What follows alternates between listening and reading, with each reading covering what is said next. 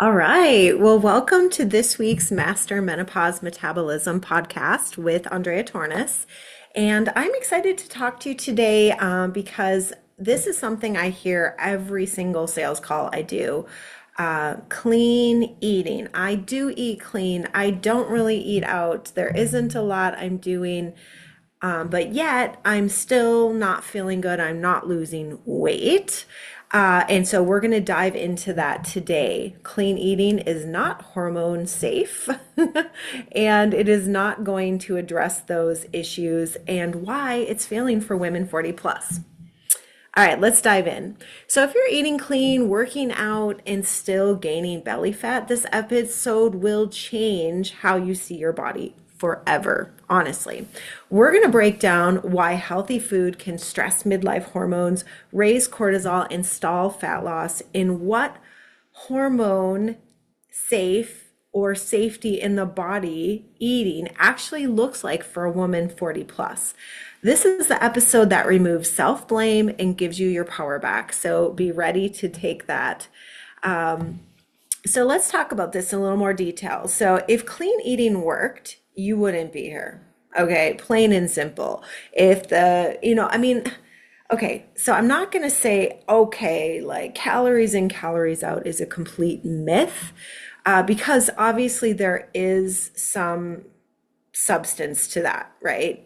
But the caveat is that women are under eating drastically for their age, for their BMR, for how much they've been doing actively, yet they're still not losing weight and they're kind of going up as a percentage every single year. And so I want to just really normalize the frustration, feeling like you're blaming yourself and like, am I absolutely crazy? Because I was there too. I was that woman. I was that woman. I was working out. You guys know my story, eating 1,100 calories a day, working out 5 days a week, intense weight workouts. And then I was like, oh, I've got belly fat. I was doing Pilates. I was doing it all, eating hardly anything. So then I just cut my carbs down to 50 grams and increased my protein to like 140 grams. And then I basically had like a very low amount of fat, like 30. So, I mean, I can't even tell you how crazy that was. And I did it though. I am disciplined, did it. I still was gaining weight, not losing weight. At least it was just maintaining, and it was all around the middle.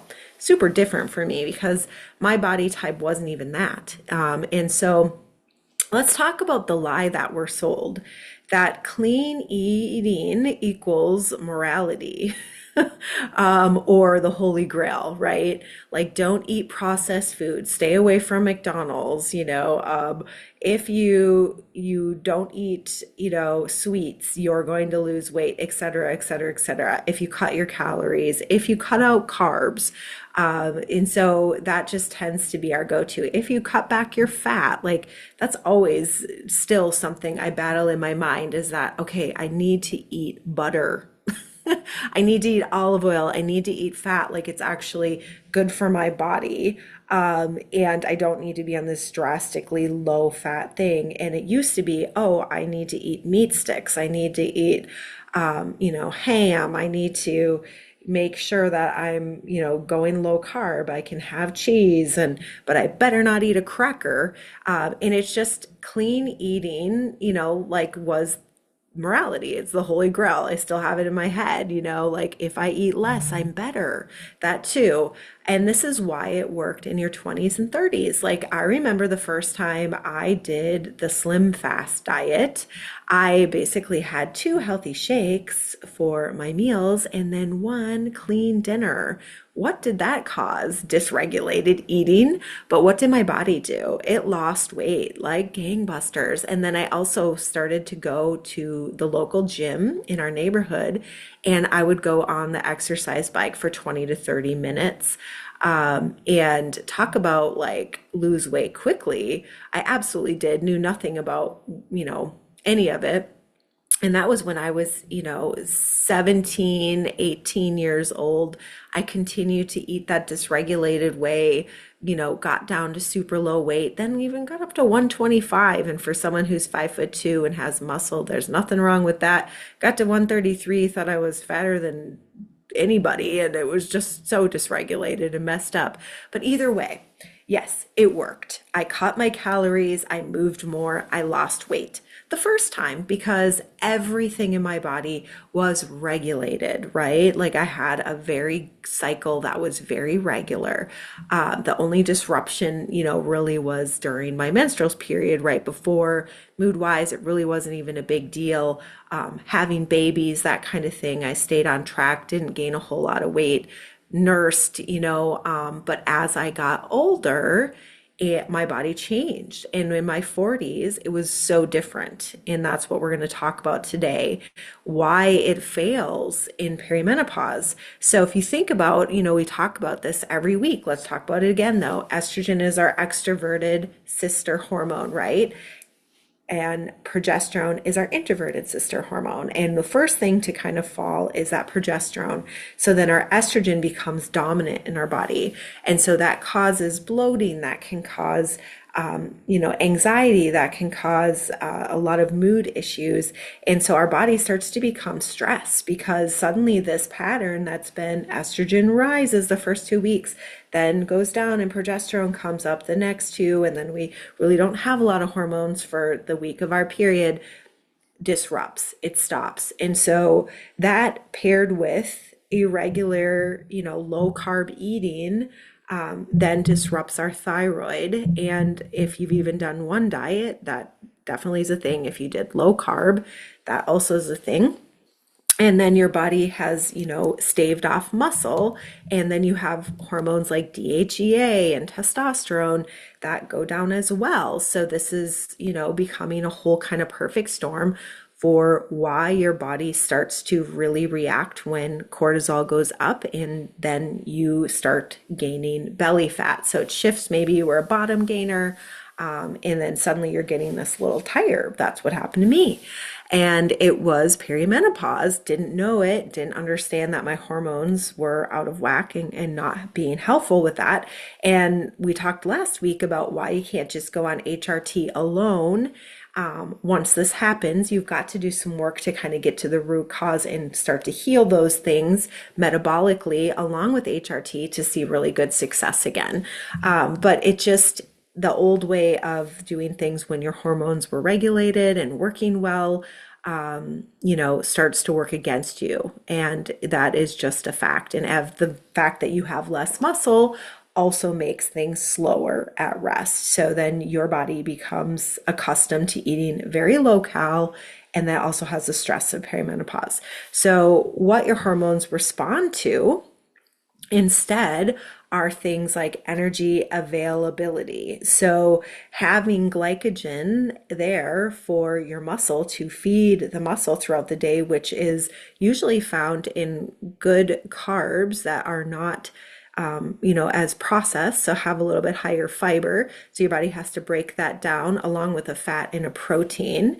That then is energy that it can take immediately and work with your body. Cortisol signaling. So understanding that our cortisol goes down when our body feels safe, when we're eating more food, when it's getting satiated and it knows that daily it's going to have the same amount of food and it's going to have the same amount of nutrients. And then, suddenly it's like, okay, yeah, if we're in a little deficit, like a little one, we could start burning fat here and we'll start to shift this whole thing. And like I said, that blood sugar stability. So we use something in our program, just on a basic level called the plate method. So what is that? It's just basically like looking at what you're eating, even if it's a snack and if you don't have a plate, but like make sure, that you have protein, you have a serving of fat. So protein could be as big as your palm.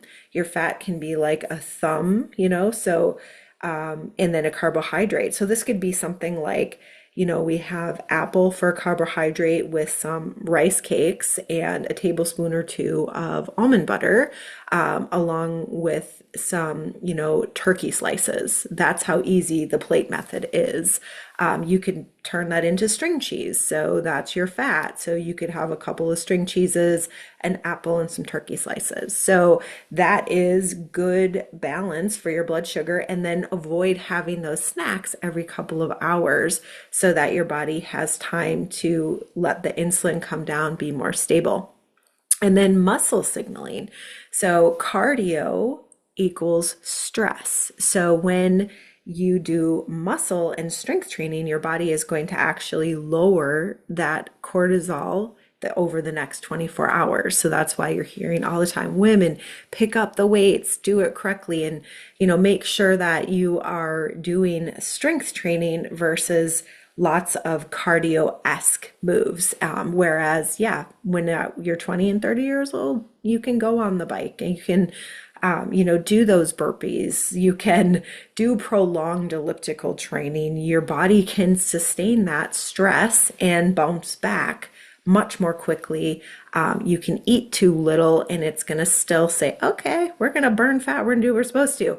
But now it just sees it as an additional stress and it's already like, stop. I'm super stressed. I'm underfed. Now we've got this cardio. The hormones are all out of whack. And it starts to break down the entire metabolic system, ladies. So the cost of underfueling, like the real cost that we will see now, is belly fat, fatigue, poor sleep, inflammation. So it becomes this myriad of side effects that you're going to really live. And it just becomes a vicious cycle because when we are underfed or overstressed by either hormones, perceived stress, or under eating stress or cardio stress, then what happens is then suddenly we are having poor sleep.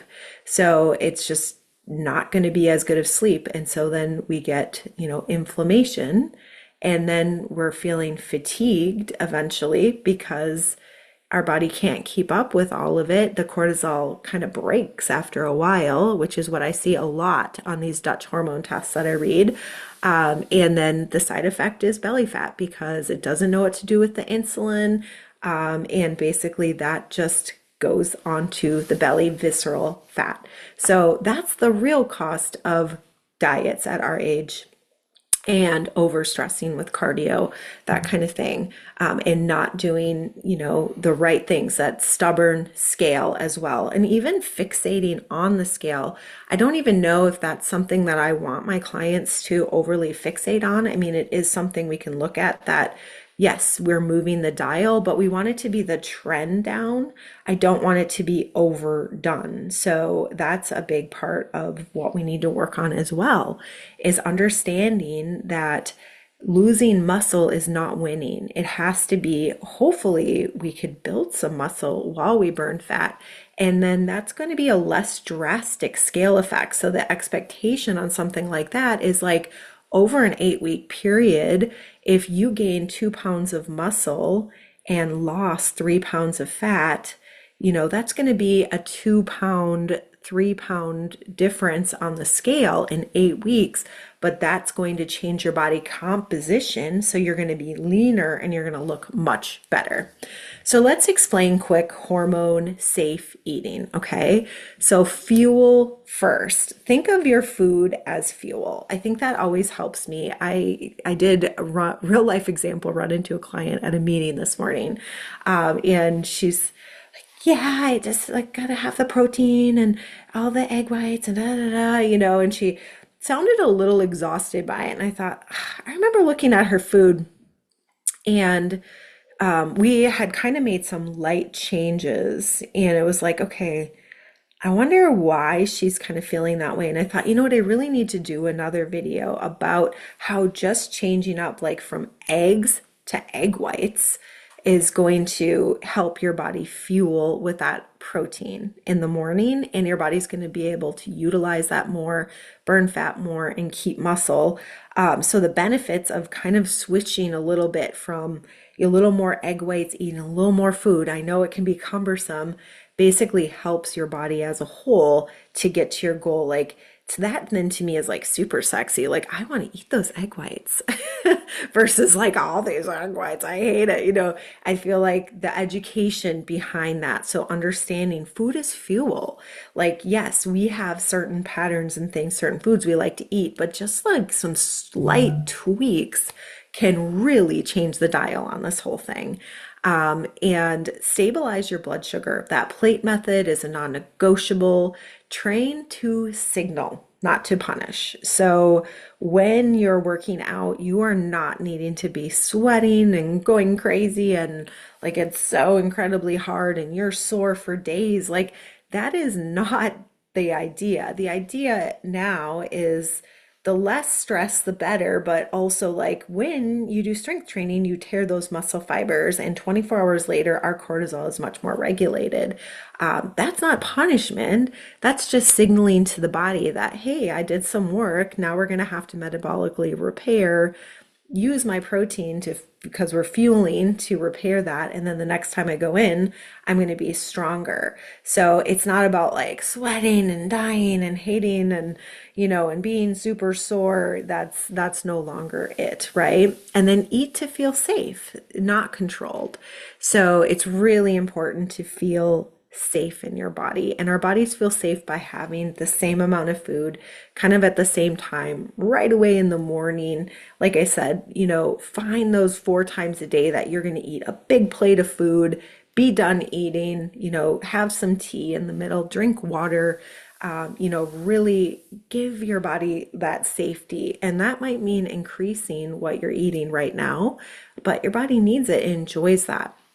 Who this is really not for, or what it's not, is anyone who's looking for a diet, not for people who are restriction lovers. So if you love not eating any sugar and going low carb and never being able to eat pizza, and it's just not going to be for you, which I'm like, who's that? But there are some people that just they don't feel comfortable. They want to make it feel hard. It needs to feel somewhat punishing. And I feel like that's kind of what, because they've seen results from that in the past. But now I'm like, hey, listen, we have to work a lot like smarter, not harder. Okay.